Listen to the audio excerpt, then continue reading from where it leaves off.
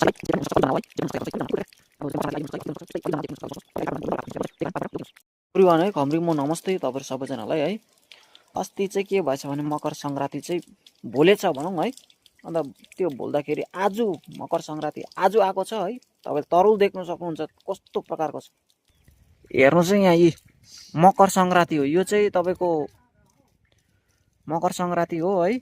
यहाँ चाहिँ फल अब के भन्नु, अब यहाँ गोबरे साँप जस्तो पनि छ हेर्दाखेरि हो। हेर्नु चाहिँ गोबरे साँप, पाङ्ग्रे साँप हुन्छ नि त्यस्तै छ। हेर्नु चाहिँ यहाँ हेर्नु चाहिँ यसको कारखाना चाहिँ यहाँ हेर्नु चाहिँ कारखाना चाहिँ यहाँ छ।